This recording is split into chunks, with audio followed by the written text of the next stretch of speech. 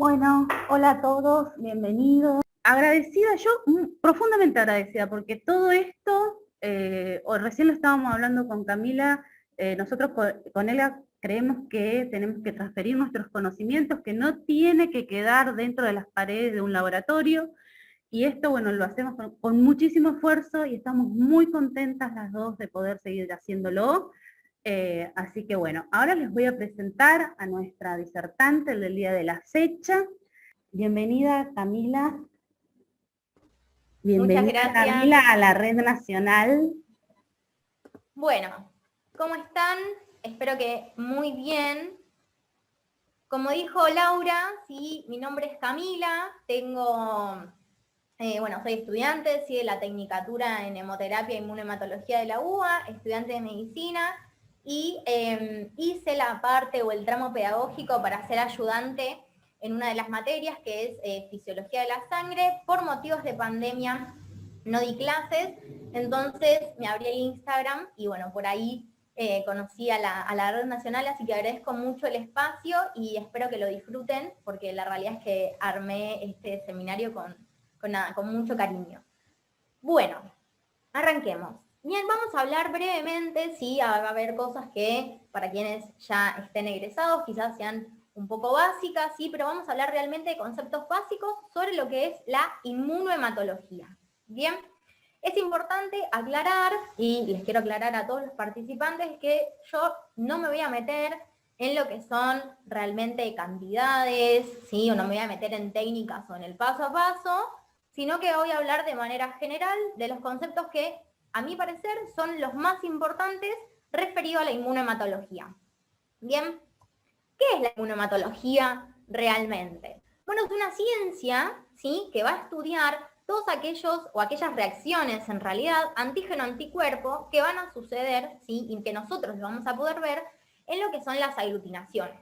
La inmunohematología ayudó muchísimo, ¿sí?, también, y aportó un montón de información a todo lo que vendría a ser la herencia, ¿sí?, porque gracias a los aportes y el conocimiento y los estudios, ¿sí?, de avanzada que hizo la inmunohematología frente a lo que es herencia, podemos saber, junto con obviamente otras leyes, como las leyes de Mendel, ¿sí?, cómo es la herencia para los grupos sanguíneos, ¿sí?, principalmente, y también la inmunohematología ayudó muchísimo a todo lo que es la criminalística. Entonces hablemos, ¿sí? Nuestro, ¿no?, vendría a ser objetivo de estudio, va a ser la sangre, ¿bien? Y sabemos que la sangre se va a dividir en elementos formes, ¿bien?, y en la parte plasmática, en la parte que sería líquida. Como vemos en la imagen, los elementos formes van a ser aquellos glóbulos, ¿sí?, obviamente glóbulos rojos, glóbulos blancos y otras células conocidas como plaquetas, ¿bien? Y que todo esto va a estar inmerso, no solamente todo esto va a componer la sangre, y esto también está suspendido en el plasma, que va a ser esta parte líquida, ¿sí?, de este objeto nuestro de estudio, que es la sangre. A nosotros realmente, ¿sí?, dentro de lo que es la inmunohematología, nos va a importar y vamos a hablar centralmente de los glóbulos rojos. ¿Por qué motivo? Porque los glóbulos rojos, ¿sí?, van a ser los que van a llevar principalmente los antígenos de interés para los grupos sanguíneos. Bien.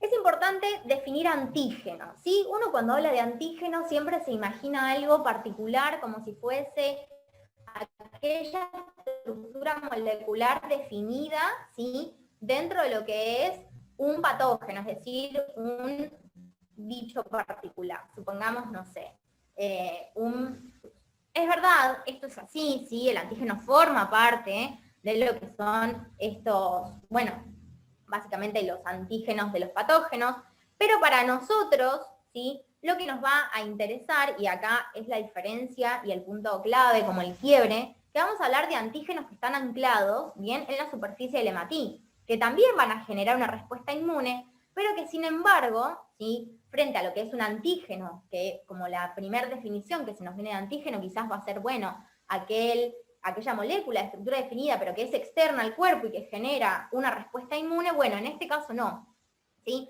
En condiciones fisiológicas normales, nosotros para los antígenos que están anclados en la membrana de nuestros eritrocitos, no vamos a generar una respuesta inmune, es decir, no vamos a generar un anticuerpo, ¿bien? Y a ese proceso se le llama tolerancia. Nosotros vamos a tener una tolerancia frente a nuestros antígenos propios. ¿sí? Reconocemos que tenemos antígenos, pero no generamos estos anticuerpos. Sin embargo, tenemos fallos, ¿sí? Y estos fallos muchas veces son a causa de procesos autoinmunes. Bien, de vuelta, es importante definir y tener en cuenta una parte de elemento-forme, ¿sí? Y la parte de plasma. Bien. Ahora bien, hablemos del BCR. Esto es importante porque para nosotros vamos a hablar dentro de medio segundo de anticuerpos, ¿sí? Y estos anticuerpos van a estar definidos o van a ser generados gracias a los linfocitos B. Sabemos que los linfocitos B, ¿sí? Van a generar, ¿qué cosa? Bueno, plasmocitos de vida media larga y plasmocitos de vida media corta. A nosotros en particular, y los que van a ser realmente de interés, sí van a ser los plasmocitos de vida media larga. Sin embargo, podemos ver plasmocitos de vida media corta. ¿Bien? ¿Qué es importante de esto? Bueno, definir cómo es el receptor clonotípico, ¿sí? De lo que es el linfocito B, que va a ser este BCR.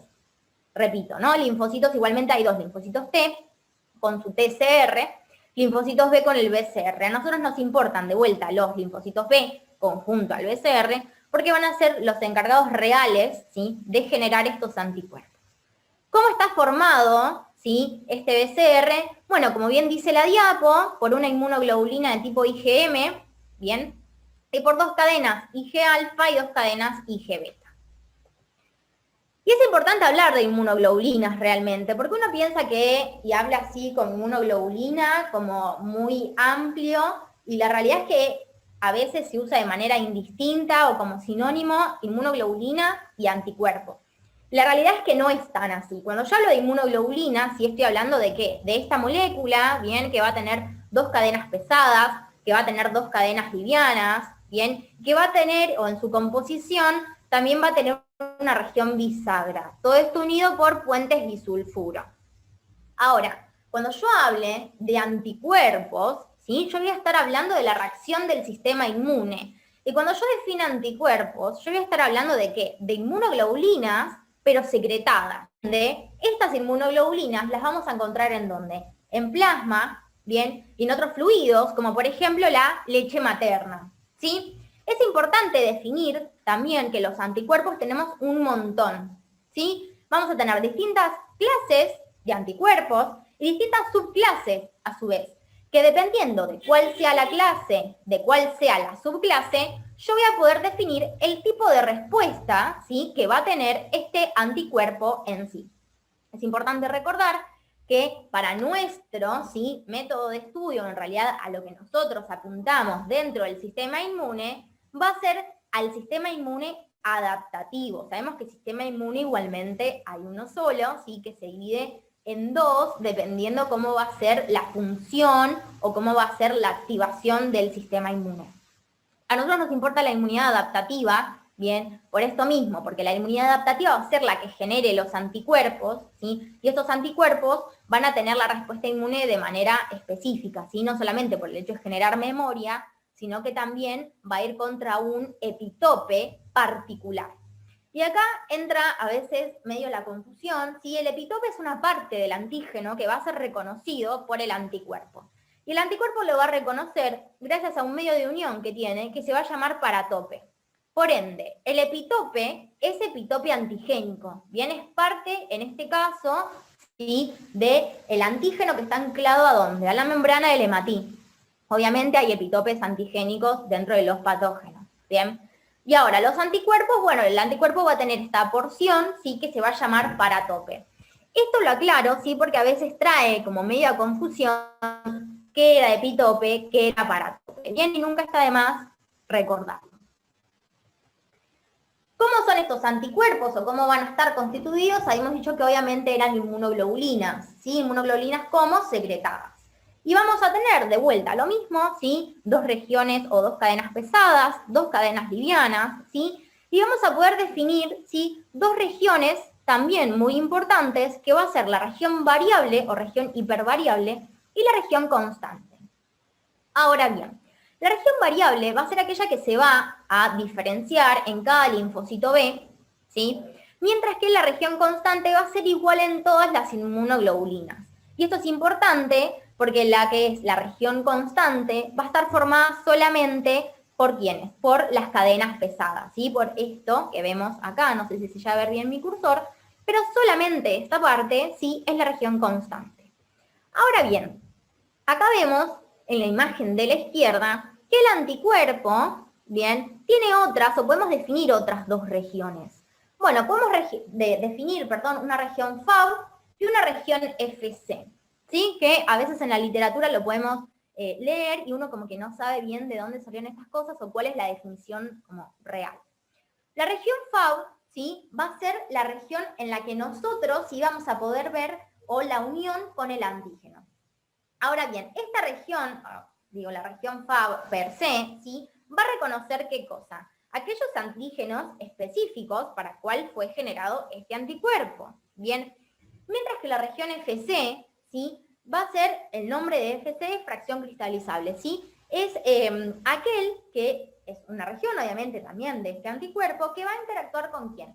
Con receptores, ¿sí? O con otros receptores celulares distintos a lo que es un anticuerpo, y también a los receptores del complemento. Bien, es importante que para nosotros, ¿sí? Cuando estudiamos todo lo que es la parte de inmunematología, no solamente hablamos per se, si solo así, de antígenos, de anticuerpos, sino hablamos de todo el sistema inmune, ¿bien? Y dentro del sistema inmune, nuestro foco de atención, de vuelta, repito, está dentro de la inmunidad adaptativa. Sin embargo, participan, ¿sí? Otras cuestiones del sistema inmune, como por ejemplo el sistema de complemento, como por ejemplo la neutralización. Bien. Ahora bien, a veces, ¿sí? Dentro de lo que es la definición de lo que es un anticuerpo, vamos a ver, ¿sí? Que podemos encontrar el isotipo y el idiotipo, ¿sí? El isotipo me va a definir, ¿sí? O van a ser las cadenas pesadas de este anticuerpo, es decir, lo que me va a definir el anticuerpo. Mientras que, ¿sí? Las cadenas livianas van a definir al idiotipo. Esto es importante recordarlo, ¿sí? Porque vamos a encontrar, como dije anteriormente, distintos tipos, ¿sí? De anticuerpos, o sea, distintas clases de anticuerpos, y a su vez distintas subclases dentro de estas clases. A nosotros los que más nos interesan, la realidad, o nuestro foco también de estudio, va a estar dentro de lo que son las IgG o la IgM, ¿sí? La IgM es enorme, si es un pentámero, tiene de 10 a 12 sitios de unión, y se lo conoce como los anticuerpos fríos. ¿Por qué? Porque el medio óptimo de reacción dentro de lo que son las IgM, ¿sí? Va a ser un rango de entre 4 a 27 grados. Entonces, en ese momento nosotros vamos a ver la aglutinación con el antígeno, en caso de que el anticuerpo en cuestión, ¿sí? Esté dirigido contra el antígeno que yo puse en la prueba. Mientras que la IgG, ¿sí? Se la conoce como lo que es un anticuerpo de tipo caliente. ¿Por qué motivo? Porque el medio óptimo de reacción, o donde lo vamos a ver, ¿sí? Va a ser de 37 grados en adelante. Y esto es importante también, porque como podemos ver en la imagen, ¿sí? La IgM, al ser tan enorme, tiene la capacidad de aglutinar por sí sola, mientras que la IgG no. Por ende, yo a la IgG además, ¿sí? Necesito de otro reactivo para poder verla. La IgM tiene una capacidad, ¿sí? Que es la de activar complemento, que la comparte con la IgA, ¿bien? Y es importante y es interesante esto porque dependiendo de los diferentes medios, ¿sí? De reacción donde yo esté viendo la aglutinación, voy a poder definir si estoy frente a un anticuerpo de tipo IgG, por ejemplo, o de un anticuerpo de tipo IgM por el otro. Además, sí, tenemos otros tipos de anticuerpos, como la IgA que la nombré recién, que la vamos a encontrar como en saliva y en leche materna, la IgD y la IgE. La IgE es muy común verla frente a reacciones alérgicas, ¿bien? Y la IgD solamente va a formar parte de lo que es el receptor de células B, activando a basófilos y a mastocitos. Ahora bien, recién hablé de la importancia clínica, ¿sí? La importancia clínica referida al revelado, dependiendo de dónde yo esté viendo, ¿sí? La reacción. Repito, nosotros vamos a hacer, ¿sí? O nosotros vamos a definir la presencia o no de un antígeno, o la presencia o no de un anticuerpo, si yo veo o no la aglutinación, ¿bien? Entonces, yo necesito saber qué es lo que estoy viendo y cómo lo estoy viendo. A lo que voy, yo necesito saber la intensidad, ¿sí? Necesito saber si es 2, 3, 4 cruces, o si fue un negativo, ¿bien? necesito saber si hay reactividad real o no en la fase antiglobulínica, esto que yo les decía, si hay reactividad en la fase antiglobulínica. Al final de la clase vamos a hablar, ¿sí?, de lo que es el suero antiglobulina, pero medio que ya se los adelanto, saber, ¿sí?, qué tipo de reactivo utilicé, si fue poli o monoespecífico, bien, para yo saber si hay o no reactividad en esta fase.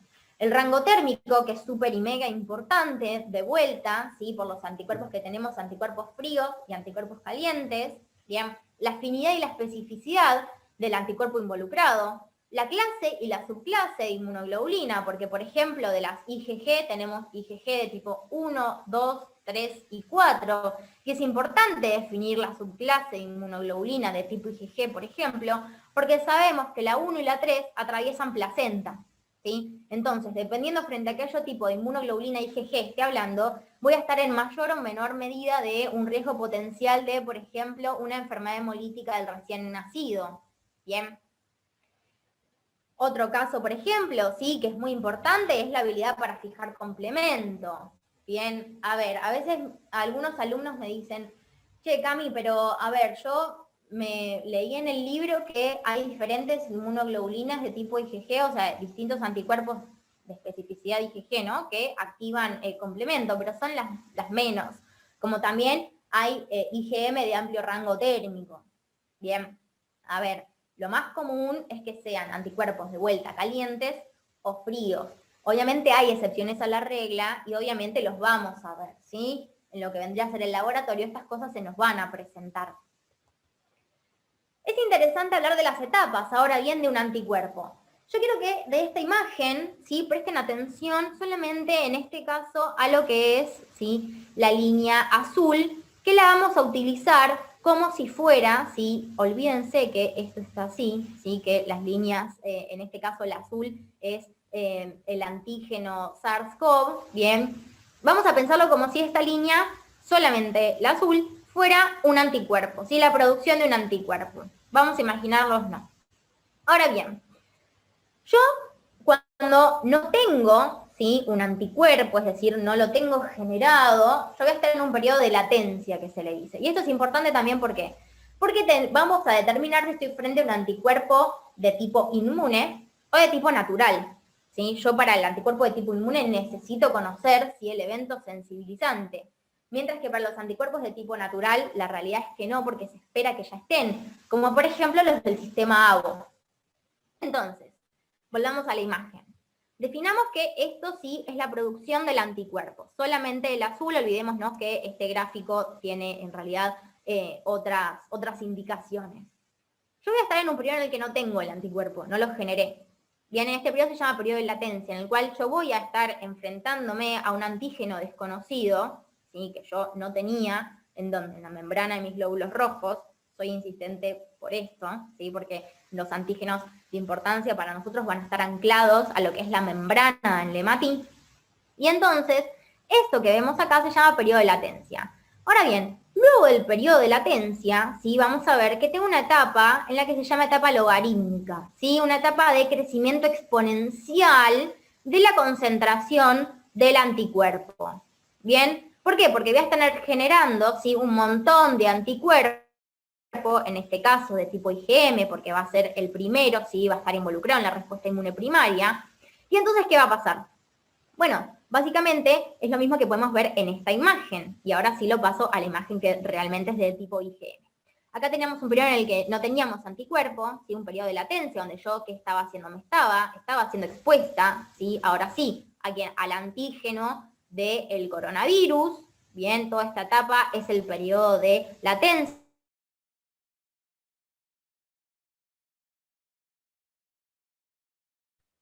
Cami, Concentración de Cami, ¿sí? Se llama MZ, ¿sí? Donde Cami, yo ¿me voy a estás estar... escuchando? Perdóname que Sí, te interrumpa. ¿Sabes que sí. se entrecortó un poquitito la señal?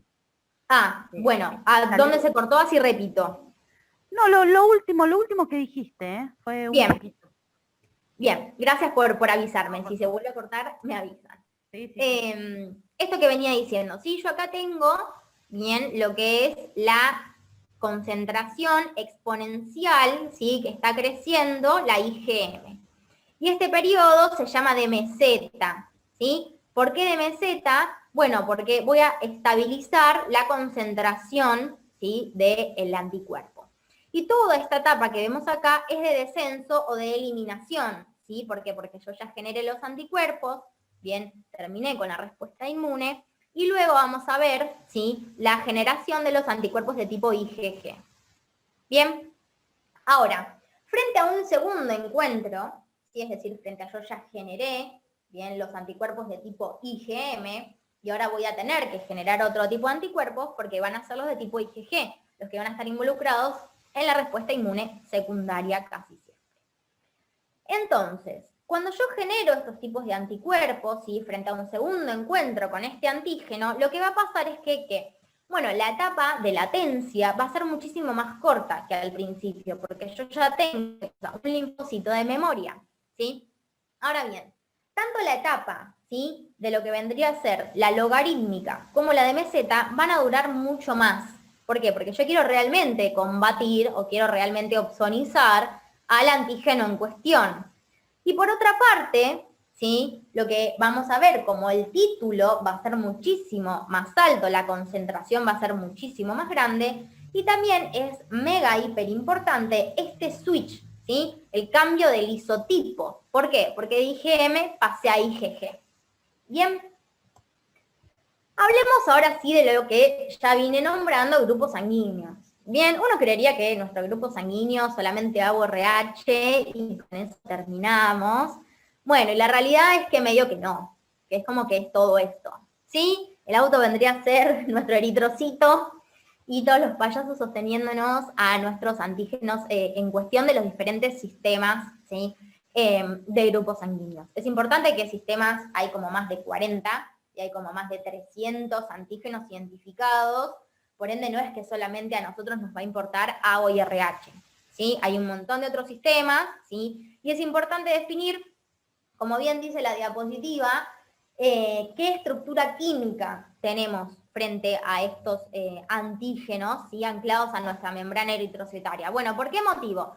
Primero y principal porque nos va a dar el rol biológico que a nosotros nos interesa, no es que digo los antígenos están solamente anclados en la membrana porque están de marcador y nada más, para saber si son, no sé, positivos o negativos, y termina ahí. Bueno, no, la realidad es que no, sabemos que hay un montón que son, por ejemplo, proteínas múltiple paso, transportadores de la urea, bueno, más bien los de banda 3 como los del sistema Diego. Entonces es importante definir si yo tengo un hidrato de carbono, como son los del ABO, ¿sí? O los del Lewis también. Si yo tengo, por ejemplo, una glucoforina, o si yo tengo un antígeno absorbido de la membrana, o si tengo, por ejemplo, bueno, de vuelta estas proteínas múltiple paso, la más conocida como las del RH o las del DAFI. Y esto me interesa de vuelta. ¿Por qué motivo? Porque yo quiero saber para qué están ahí en la membrana eritrocitaria, ¿sí? Y esto es interesante porque nosotros vamos a poder tipificar a las personas mediante distintas pruebas. Repito lo que dije al principio. Nosotros vamos a ver las reacciones, ¿sí? Gracias a ¿qué? A la aglutinación, ¿bien? A ver que yo, ¿sí? Se pegó realmente, ¿qué cosa? El anticuerpo involucrado con el antígeno en cuestión. Ahora bien, muchas veces también vamos a ver hemólisis. Y la hemólisis, ¿bien? Es una reacción que es fuertemente positiva. ¿Por qué? Porque literalmente destruyó, ¿bien? A lo que vendría a ser el eritrocito. ¿Qué tipos de pruebas nosotros vamos a hacer? O las más importantes, porque en realidad técnicas hacemos algunas más, como por ejemplo lo que es elusión y absorción, o pruebas de titulación, también hacemos. Las directas, las indirectas y las inversas. Siempre a mis alumnos les aclaro que no se confundan indirectas con inversas. Y ahora vamos a ver por qué. En las directas, yo voy a estar buscando al antígeno. Por ende, yo voy a enfrentar un antígeno con un anticuerpo. Pero si yo estoy buscando al antígeno, bien, razonémoslo. Yo busco al antígeno, por ende yo no sé qué antígeno tengo en dónde, en la membrana eritrocitaria. Por ende, el antígeno, es decir, el glóbulo rojo que yo voy a estar poniendo, va a ser del paciente. Yo quiero saber qué tiene el paciente anclado a su membrana eritrocitaria. Y voy a estar poniéndolo, ¿sí? Conjunto a un anticuerpo conocido. Por ejemplo, si yo estoy hablando de la técnica de tipificación de rutina de Abbott, ¿sí? Voy a estar poniendo glóbulos rojos desconocidos, que no sé qué tengo, ¿sí? Más antisueros comerciales, anti-A, anti-B, anti-AB, anti-A1, ¿sí? Etcétera, etcétera. Ahora bien, la inversa, ¿sí? Yo voy a poder detectar anticuerpos gracias a que antígenos que se van a fijar a la membrana de este hematío, que van a ya estar fijados a la membrana del hematío. Por ende, yo voy a estar buscando al anticuerpo. Entonces, si yo estoy buscando al anticuerpo, ¿qué es lo que voy a estar haciendo? Bueno, voy a estar poniendo suero del paciente, ¿sí? Anticuerpos que yo no sé qué tiene este paciente, ¿junto con qué? Con glóbulos rojos tipificados, con glóbulos rojos que yo ya sé qué antígenos poseen en su membrana eritrocitaria. De vuelta, haciendo el ejemplo con lo que es la tipificación de rutina Abbott, yo voy a estar poniendo suero desconocido con células, ¿sí? Glóbulos rojos, células A, células B, células 0. Y ahora vienen las indirectas. Las indirectas, ¿sí? Son aquellas que yo las voy a poder visualizar, ¿sí? Gracias a un anticuerpo. Este ejemplo, ¿sí? De anticuerpo lo vamos a ver en lo que es, por ejemplo, la prueba de Coombs, ¿sí? En la prueba de Coombs yo estoy utilizando realmente un anticuerpo de tal especificidad, ahora no nos vamos a meter, en un ratito sí, referido a que, bueno, para yo saber si tengo algún anticuerpo en cuestión, ¿sí? Y por ende, si este anticuerpo en cuestión ¿se fijó a dónde? Bueno, se fijó a un antígeno que ya estaba y que yo puse en la prueba. Y esto lo aclaro también porque a veces muchos alumnos me preguntan o hay una confusión con los ELISA, ¿sí? Los ELISA acá la realidad es que no nos tienen, si los dejamos de lado un rato, dejamos a la inmunoserología de lado un rato, y vamos a meternos en estos tres tipos de pruebas importantes. De vuelta, repito, tenemos y hacemos otros tipos de técnicas y de pruebas, como por ejemplo, elusión, absorción, titulación. Bien. Y ahora vamos a hablar brevemente y vamos a tocarlo muy por el costado del ciclo celular. El ciclo celular sabemos que las células y la replicación tenemos dos momentos, ¿sí? Mitosis, meiosis. ¿Y a nosotros realmente como inmunematólogos nos interesa? Bueno, la realidad es que sí. Primero para saber en qué momento del ciclo yo estoy, primero y principal. Después para saber la herencia de genes y después para tener en cuenta los reactivos que yo voy a utilizar, es decir, para qué tipo de célula yo voy a tener inmersa, por ejemplo, si tengo una suspensión globular, dentro de mi frasquito. Bien, entonces hablemos realmente, ¿sí? De reactivos. Estos reactivos vamos a tener reactivos primero hemoclasificadores. Es decir, me van a evidenciar la presencia o no, es decir, si está realmente o no, ¿qué cosa? Bueno, el antígeno, ¿sí? O el anticuerpo en cuestión. Y vamos a tener de dos tipos, ¿sí? Vamos a tener el primero que son reactivos policlonales, ¿sí? Estos reactivos policlonales van a estar dados o sacados del suero humano o de animales sensibilizados, y acá lo tenemos, ¿sí? Es decir, yo voy a enfrentar un antígeno, ¿bien? Y este antígeno va a tener distintos epitopes, ¿bien? Que era lo que veníamos hablando al principio de la clase.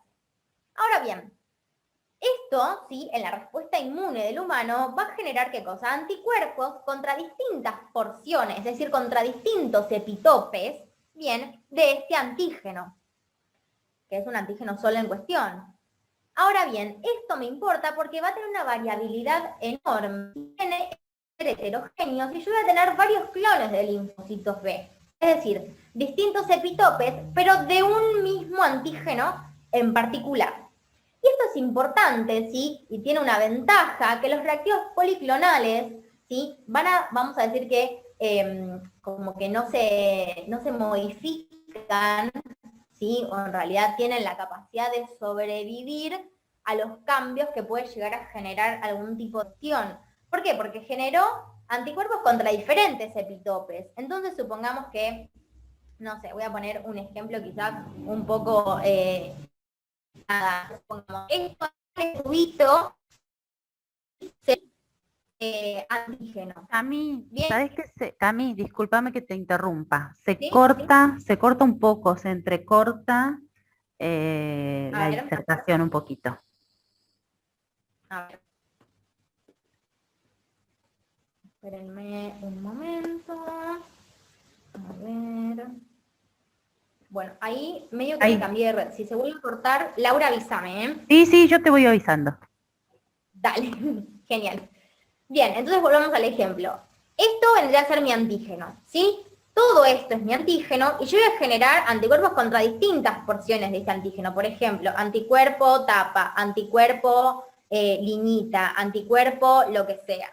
Ahora, supongamos que este antígeno, ¿sí? Por resistencia o por lo que sea, perdió, ¿sí? El antígeno tapa. Lo perdió, ¿sí? Pero sin embargo, yo lo voy a poder seguir reconociendo este antígeno. ¿Por qué motivo? Y bueno, porque sigo teniendo el anticuerpo, liñita, el anticuerpo rayita, el anticuerpo lo que sea, pero sigue siendo este mismo antígeno. Bien, esto es los reactivos, ¿sí? O cómo se generan, ¿sí? Los reactivos policlonales, ¿sí? Sin embargo, tienen una desventaja que va a ser que casi siempre los vamos a tener que leer en fase antiglobulina. Bien, porque casi siempre van a ser de tipo IgG.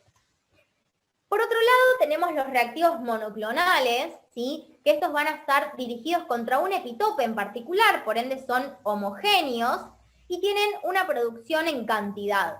¿Cómo los generamos? Bueno, juntamos una célula B productora, ¿sí? Con una célula de mieloma y lo ponemos a fabricar este anticuerpo en cuestión A mí contra este te epitope. vuelvo a molestar, Sí. te vuelvo a molestar. ¿Sabés qué? Pienso, ¿no? Si apagás la cámara y a ver así si no se te corta tanto. Bueno, ahí puede ser.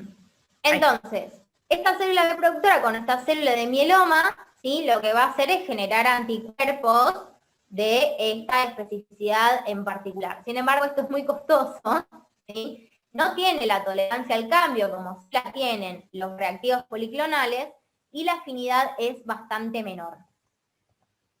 ¿Qué es importante esto? Bueno, definir ahora el anti-Deblen.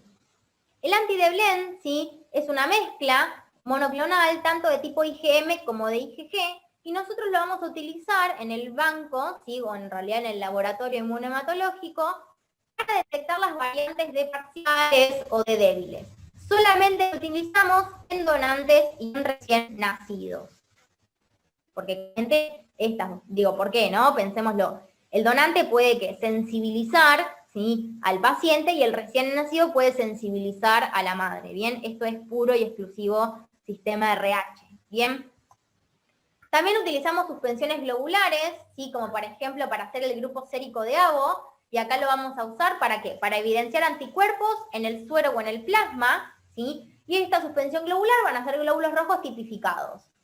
También estos glóbulos rojos tipificados los utilizamos para hacer los paneles. ¿Qué paneles? Bueno, detectores y paneles identificadores. Es decir, van a estar estos glóbulos rojos tipificados para los antígenos, ¿sí? O los anticuerpos clínicamente significativos. ¿Bien?